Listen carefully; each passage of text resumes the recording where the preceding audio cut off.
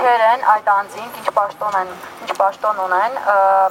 եւ ինչով են զբաղվում առհասարակ։ Հիմնականում բոլորը ուրեմն ՀՀԿ-ից էին, agrարային համալսարանից եւ իրենց պաշտոնները, ասենք,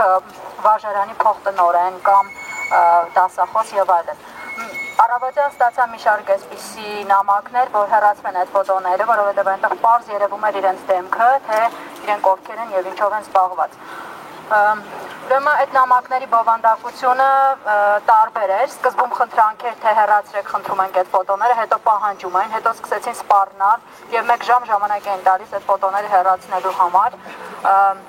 Հետո անցան ուրեմն հայհոյանքների, մոտ 10-15 այդպիսի նամակներ եկան, անգամ իմ անուն ազգանունով փնտրել էին ամբողջ Հայաստանի Հանրապետությունում գրանցված մարդկանց, election.am կայքից հանել էին այդպիսի անունազգանունով մարդկանց եւ ասում էին, թե դա քո ընտանիքի անդամներն են, մենք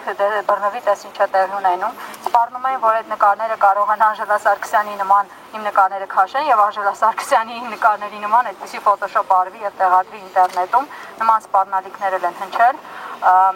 Ես որևէ նամակի չեմ պատասխանել, իմ քայլերը եղել են հետևյալը, գրել եմ նյութ, տեղադրել եմ լրագիր.am կայքում,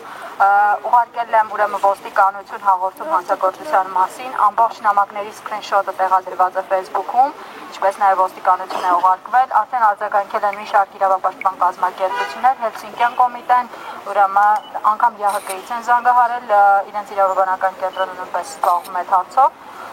Այս պահին նաև դիմելու եմ Մարդու իրավունքների պաշտպանության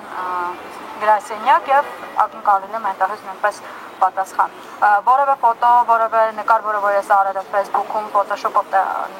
վիզուալիզացիա արել տեղադրել եմ, այնտեղ չեմ պատրաստվում ջնջել եւ ինչ սպառնալիքներ եւ ինչ հայհոյանքներ որ լինեն, ամբողջը հրապարակել եմ, այնպես որ խորհուրդ կտամ իրենց ուղղակի զարծ մնան նման քայլերից։ Ես կամ